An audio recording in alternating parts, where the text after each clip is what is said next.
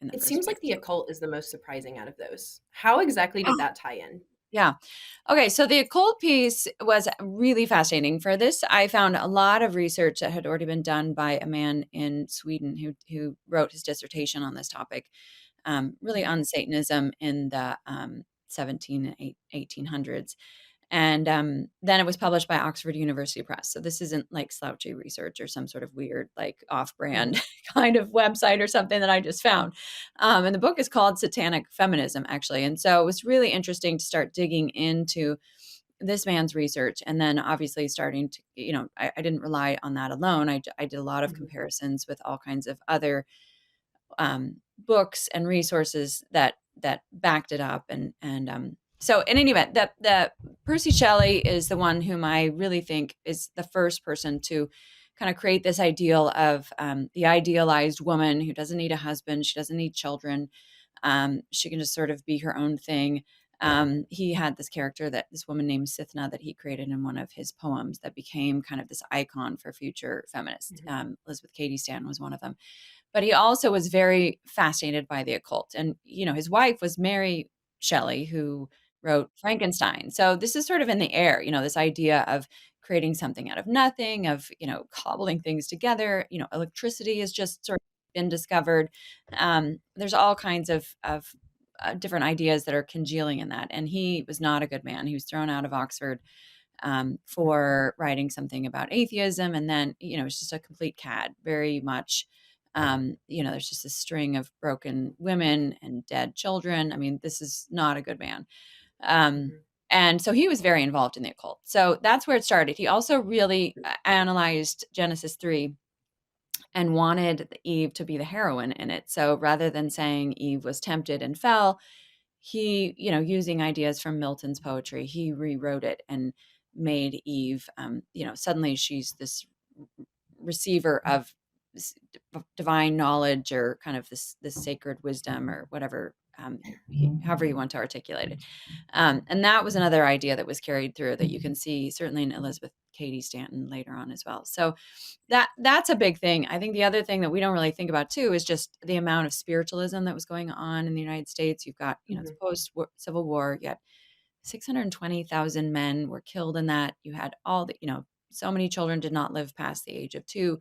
You have all these broken people that are looking for solace, and what is providing that but the spiritualist movement that's involving, Mhm. knockings from tables and seances and channeling dead people. All of this is Mhm. just taking off. So it's really interesting. It was fascinating to look at all of these different currents and sort of see how these things kind of came together. Now, But it wasn't was the tidy. Go ahead. yeah. Was what? Was the occult actually influencing their ideas and their philosophy, or was that just something that the early feminists also happened to be involved in? Because obviously you can have Yeah, people, bad people doing bad things, like we're all sinful, who can sure. still see certain problems clearly and Hmm. see a way out of them. So I Yeah. guess like the question is like how much did it actually influence the thought and what they were actually doing? Like how much does it Uh-huh. poison the philosophy of feminism, and how much was it that the early feminists also happened to be involved in this very dark satanic things? Yeah. No, I mean, Katie Stan herself, her ideas for the Seneca Falls event, convention, conference came from the Spirit Table, one of those wrapping tables that was known in New York City for, the spirit knocking, and giving messages that way. She was very anti-Christian as well. And, she's also very, she was racist. I mean, there were so many problems with Elizabeth Cady Stanton. It's sort of hard to pick out like what's really driving her here. What's the motivation? What it can be separated out. And if she were just an isolated case, you would say, okay, well, this was okay. But when you look at the 1800s, you have you've got a lot of concurrent things happening with women. One of them, of course, is suffrage. Women are trying to get the Mhm. vote. You also have temperance. The temperance movement is going on. You also have, like I mentioned, all of these men who have just died, and kind of these broken, fractured homes and families and farms and whatnot.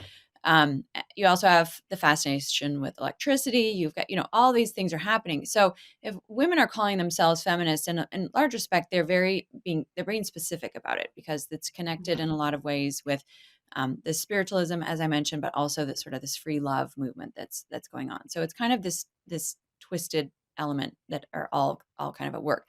Were there women, certainly in the suffrage movement, who were promoting womanhood in an ordered way? Certainly. Mhm. But it's in terms of people that actually were focused on this idea of feminism the way that Katie Stan was. I think it's very hard to extract take her ideas out of her involvement in the occult, out of her involvement in the